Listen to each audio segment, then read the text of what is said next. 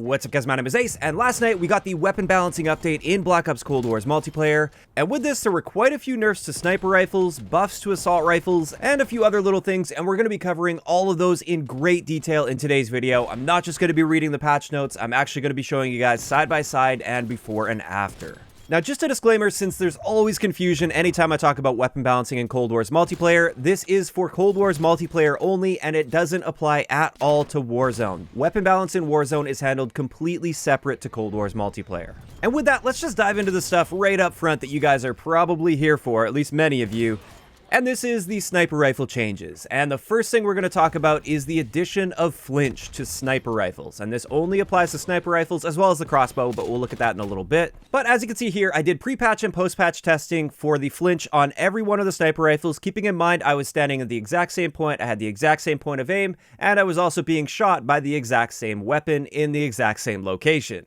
And based on all my testing here, it looks like all of the sniper rifles, aside from the Swiss K31, were adjusted exactly the same way when it comes to flinch. They all have the same flinch value now, as far as I can tell. And this is the best way to visualize it in my mind. The green dot is the initial point of aim, and the red dot is where you flinch to. And as you can see, pre-patch, there was basically no flinch to your actual point of aim. Most of the flinch was purely visual. Yes, your aim moves very, very slightly, but not enough that that would really impact the outcome of any gunfights, or very, very few gunfights would have been impacted by this flinch. Whereas post-patch, you can see there's a noticeable amount of flinch here. So when you shoot a sniper now, your shots will mean something, whereas pre-patch, they didn't mean anything to that sniper. But that's what it looks like for most of the sniper rifles. However, the Swiss K31 doesn't get quite as much flinch as the other sniper rifles. As you can see here, it's still got a noticeable amount of flinch added to it compared to what it was pre-patch. But when we put that side by side with the other sniper rifles, you can see that there is noticeably less flinch on the K31. So that just gave another upside for using that sniper rifle over the others, because pre-patch, the K31 was pretty terrible. Now, before we hop into the other sniper changes, I just wanted to mention that they also added flinch to the crossbow, because pre-patch, there was no flinch at all with the crossbow. It was purely visual, your point of aim didn't move at all, whereas post-patch, you do have a noticeable amount of flinch. And with that, we can now move on to the other sniper changes that happen. Keep in mind, I'm going to focus on the primary things that actually matter here. If you want to check out every single detail of all of the attachments that were adjusted in some way, I will of course leave a link to the patch notes down below. But I decided instead of overcomplicating this video, I just wanted to focus on what's actually important, and that is your aim down sight time potential with the sniper rifles, which is very important to quickscopers, as well as our base bullet velocity, our bullet velocity with the combat recon barrel, which gives us the biggest boost of bullet velocity, and then finally our velocity with the Tiger Team barrel, which is one of the most common barrel attachments to use. And starting it off with the most popular sniper rifle, the Tundra, our aim down sight time potential pre-patch with the airborne elastic wrap was 572 milliseconds, whereas post-patch, now the best option is using the serpent wrap, and this gives you an aim down sight time of 583 milliseconds. So while our potential here is a little bit slower, at 60 FPS, this is less than a frame of difference, and therefore if you're playing on an older generation of console, you literally won't be able to notice a difference here in your aim down sight time. And therefore, I do think some people are overreacting a little bit about the aim down sight nerf when it comes to the Tundra specifically, because it's basically exactly the same as what it was pre-patch. You just have to switch from the airborne elastic wrap over to the serpent wrap. And I know pre-patch, many quickscopers out there were already using the serpent wrap, and in that case, nothing has changed here at all for you. As for bullet velocity, they very slightly buffed the base bullet velocity, but then they nerfed the barrels a little bit. So with the combat recon, we get noticeably less bullet velocity than we used to get pre-patch, and it's a pretty similar story with the Tiger Team barrel. Keep in mind that within about 50 to 60 meters, you literally won't even be able to tell the difference here. It's still going to feel like hit scan within those ranges, but when you start to stretch it out a little bit, you will start to notice this bullet velocity change. Next up, let's have a look at the PELINGTON, and with this one, our aim down sight potential went from 484 milliseconds with the airborne elastic wrap, down to 516 milliseconds when using the serpent wrap, which is now the best for aim down sight time for all sniper rifles. So this one was a very noticeable change to our aim down sight time, and I think this was completely unnecessary as well. I don't think too many people were using the PELINGTON over the Tundra, for instance, and now there's even less of a reason to use this over the Tundra. But then when it comes to our bullet velocity, our base bullet velocity was nerfed a little bit, and also the combat recon and Tiger Team barrel were both nerfed here. So again, this bullet velocity has been nerfed, but you won't really be able to notice a difference within about 50 meters or so if you're using one of those common barrels. Now, moving on to the M82, this one got touched quite a bit more than the other sniper rifles, and with this one, it actually got quite a few buffs. So the first buff is they changed the multiplier, so our one-hit kill potential pre-patch when not using the Tiger Team barrel was only the upper torso, neck, and head. Whereas post-patch, you can now shoot mid-torso and up, and also from the shoulders down to the elbow, that's also going to be a one-shot kill. So this was a very significant buff to our one-shot kill potential on this, which is great to see, especially considering the fact that this is a 50 caliber sniper rifle. But this also means we got a bigger one-hit kill potential with the Tiger Team barrel equipped, and pre-patch, we have what is now our current post-patch one-hit kill area without a barrel, so elbow and up, and then mid-torso and up. Whereas post-patch, if you're using the Tiger Team barrel, it's about mid-thigh up will be a one-shot kill, and this includes the hands as well. So you should be getting very few hit markers now when using the Tiger Team barrel on the M82. Additionally, our aim down sight time potential with the M82 has improved from 616 milliseconds down to 583 milliseconds, so that's another noticeable buff. However, our rate of fire has been nerfed significantly, but this looks way worse on paper than it actually is. If we have a look at it pre-patch, if you spammed this at the maximum fire rate, there was no accuracy whatsoever. There's no way you're going to be hitting your second shot, so pre-patch you would have had to wait for a recenter anyway, and therefore you couldn't fully take advantage of that rate of fire, whereas post-patch it is significantly slower, but the shot has time to recenter with each shot fired. And therefore it's going to be much more accurate, and realistically speaking, this isn't going to harm the gun all that much. I know it looks scary on paper, but like I said, you could never really fully take advantage of that high fire rate. It is worth noting this still does have the highest fire rate out of any of the other sniper rifles, and it's now got a much more competitive one-hit kill area as well. So yeah, this rate of fire is still great. Now to top all of this off, they also buffed the bullet velocity on the M82. Our base bullet velocity was buffed from 525 up to 731 meters per second, and our bullet velocity potential with barrels has improved as well. So overall, the M82 is actually significantly better post-patch than it was pre-patch.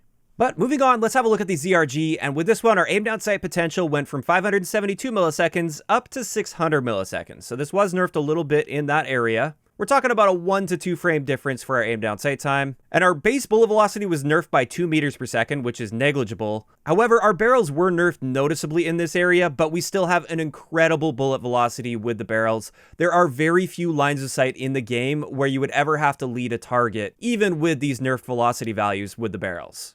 Now, additionally, with the ZRG, they said they adjusted the vehicle damage with this. And I tested this pre-patch using the Cavalry Lancer barrel, since this is the one that's designed for dealing with vehicles and streaks.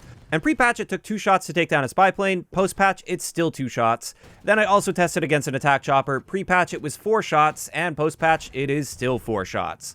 So at least as far as I can tell with the Cavalry Lancer barrel, which is all I tested, there doesn't really appear to be a difference when taking out streaks. Now finally for snipers, let's move into the Swiss K31. And with this one, our aim down sight potential went from 528 milliseconds down to 516 milliseconds. So it's actually got a buff to its aim down sight time, which is great. But then when we have a look at our bullet velocity, this did get nerfed. Not only the base bullet velocity, but also the barrels. And this was nerfed by a noticeable amount. Once again, this is only going to really apply at longer ranges, like 60 plus meters or so with these velocity values. So in most situations for regular multiplayer, this isn't really going to be a noticeable difference.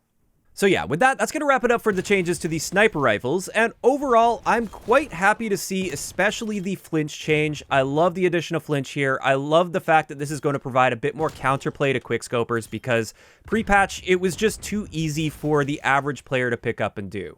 I know many quickscopers like to tout this playstyle as an extremely high-skilled thing that only the best of the best can do with a lot of practice, but I'm not a sniper at all, and you can see a lot of the gameplay in the background here. I was having no issue whatsoever hitting quickscopes and winning gunfights that I feel I had no business winning as somebody that doesn't even practice and play with sniper rifles. Like my PELINGTON here wasn't even fully leveled up and unlocked, and I didn't even have all the good attachments on it, and yet I was still having no issues. So I do feel pre-patch, because of the lack of flinch, quickscoping was way too easy and there wasn't enough counterplay to it. So I love the fact that they finally added flinch. However, the rest of the changes where they ended up nerfing the sniper rifles, I feel like most of them were unnecessary, and they made these sniper nerfs look much worse than they actually were. And what I mean by this is that when you see your favorite gun in patch notes have a long list of a bunch of little things that have been changed, that looks pretty scary. But then when you look at it on paper here, in many cases, the differences are negligible. You're not actually going to notice a difference with most of these sniper rifles when it comes to their aim down sight time or their bullet velocity. But having said that, I feel like maybe they should have just started it with the flinch nerfs and then see how that plays out and go from there. If they required more nerfs after that, sure, at that point do it. But the fact that they did this all at once, I can understand how that's alarming to quickscopers and snipers out there. But just know, in a lot of these cases, like with the Tundra, you're hardly going to be able to notice a difference outside of the addition of flinch. So to answer the question, did they destroy sniper rifles in this update? I don't think so. I think some of the changes were a little bit questionable, but if you find yourself suddenly unable to perform well with these sniper rifles, you might not have been a great sniper to begin with. I think good snipers and good quickscopers are going to have no issue with this update, and they're still going to be doing just fine. And with that, let's now move on to the other weapon balancing changes that happened outside of sniper rifles, and I'm just going to try and blast through this as fast as possible. Most of it's pretty quick. The first thing they did is they adjusted bullet velocity on basically all of the assault rifles here, and for most of them, they were buffs. You can see with the Krig, there was a very minor buff to bullet velocity, hardly even noticeable. The AK-47 got a significant buff to bullet velocity, which confuses me because the AK-47 was already incredible. Then with the FFAR, it got a slight nerf to its bullet velocity. The GROZA, the QBZ, and the FARA have pretty much negligible changes to their bullet velocity, and then finally the XM4 got a noticeable boost to its bullet velocity. As for LMGs, they also saw adjustments to their bullet velocity values for their base values as well as with the task force barrel, and what they did here is they buffed the bullet velocity for all of the LMGs, although the Stoner's buff was hardly noticeable at all, and at the same time, they nerfed the task force barrel's bullet velocity potential.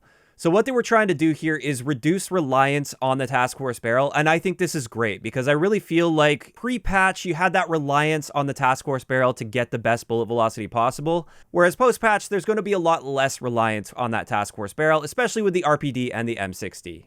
Now moving on to some other specific changes they made to assault rifles, with the FARA 83 they adjusted the damage profile from 3128 down to 3027, and this means in core game modes it'll still take the same number of shots to kill to the body. However, in hardcore it now no longer has an infinite one-shot kill range, and instead our one-shot kill range is 63 meters, which is still going to be the vast majority of your gunfights. Now on top of this, they adjusted the headshot multiplier from 1.25 up to 1.4. And what this means is up close, previously you needed to hit all 4 shots to the head to get a 4-shot kill, whereas post-patch you can hit 3 shots to the head and 1 shot to the body and get a kill. So it's a little bit more powerful when it comes to headshot potential.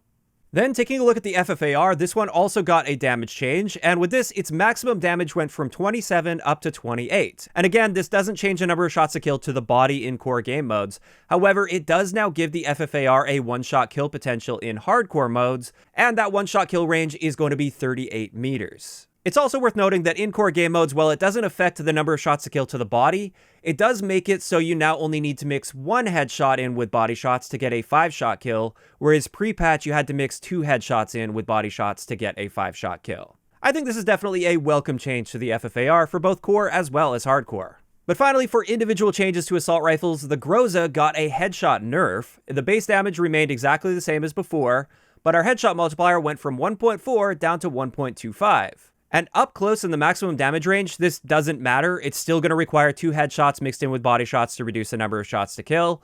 However, at the longer ranges, instead of 1 headshot mixed in with body shots to help, it requires 2 headshots mixed in with body shots. So realistically speaking, you're probably not going to notice a difference here with the GROZA in the vast majority of situations.